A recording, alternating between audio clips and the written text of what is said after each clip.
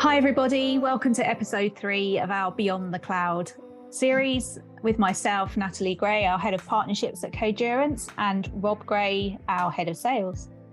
Hello. Hello. So we thought today we'd talk about modernisation. What does that actually mean for a business?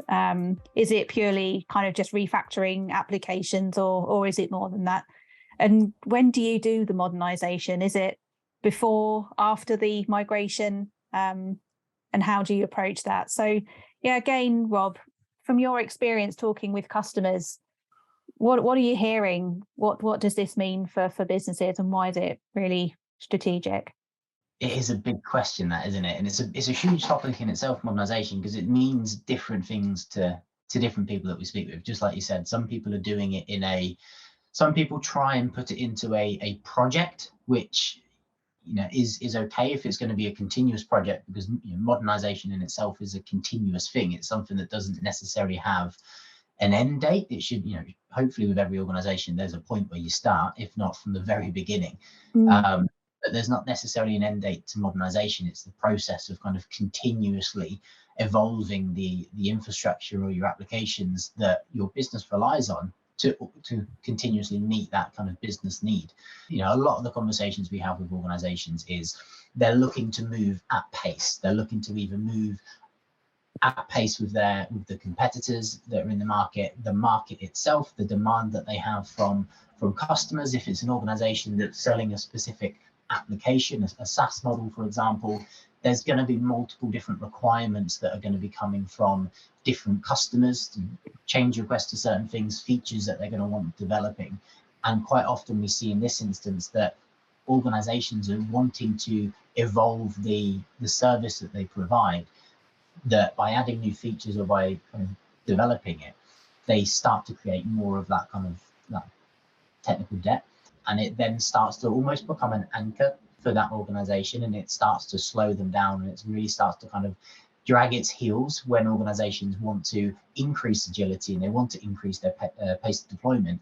It does the counter opposite, and it starts slowing them down. So I think the big conversation that we have at Codurance with our customers as software modernization specialists is the importance of continuously evolving and adapting and modernizing your systems in parallel to the growth of the business. Yeah, I mean, I think Kazoo is probably a great example of a business that knew right from the beginning, even kind of on a piece of paper, they knew that in order for them to grow at the scale they did, I think they were the UK's fastest unicorn. They knew they had to move fast, and they were just going to be slowed down if they had to provision their own infrastructure. So they made a strategic kind of technical decision right from the get-go that they would be very prescriptive about the type of technology that they would use, and that everything would be on AWS serverless event-driven architecture.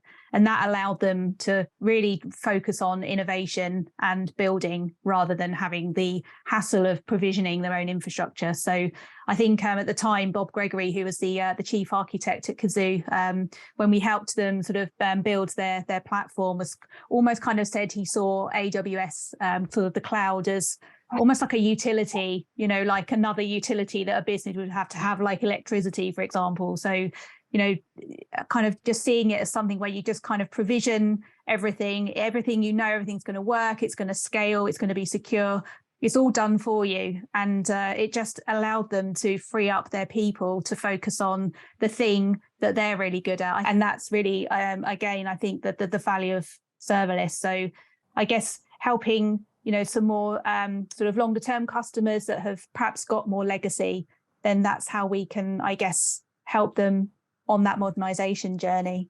Again, when you're looking at serverless, Kazoo was a rapidly scaling organization, and two of the most important things for them was to have that increased agility and to be able to kind of increase their time to market, and not having the overhead of having to manage an infrastructure enabled them to do that relatively with ease. When you look at kind of a typical infrastructure, outside of serverless, you are being responsible and you are having to maintain those things.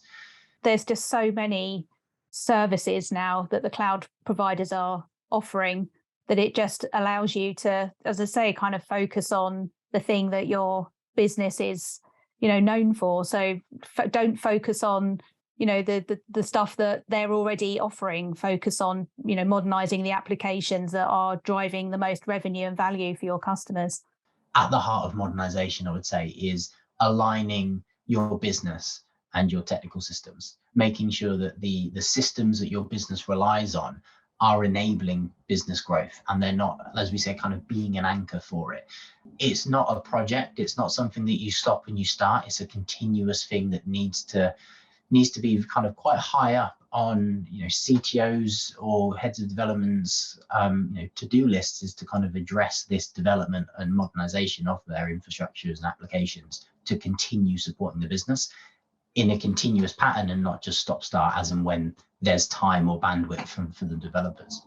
That whole kind of modernizing practices from a kind of DevOps, building CI/CD, automating your infrastructure, using sort of infrastructure as code, all of these things. Some of our customers that are have so much legacy that they're sort of releasing almost annually, just once a year. So kind of shortening that path to production, I guess, is a massive benefit for modernization. One thing that we do with a lot of our organizations, and we've kind of titled it the CIP, or the Continuous Improvement Program, is how do we help these organizations to kind of, let's say, create state-of-the-art engineering capabilities to continuously and strategically enable business agility and growth, because that's ultimately what it's about. The systems that you have in your organization are there to support the business. And what we see is that over the years with an organization, as they continue to grow and as they continue to evolve and adapt, their systems become more complex, and they've got multiple development teams that accumulate different inefficiencies in their software, in their platforms, in their ways of working. We quite see with a lot of the larger organizations we work with, different teams in different areas of the organization have completely different ways of working, and they're using completely different kind of methodologies to create software. The releases are completely different. They become very siloed the larger an organization is.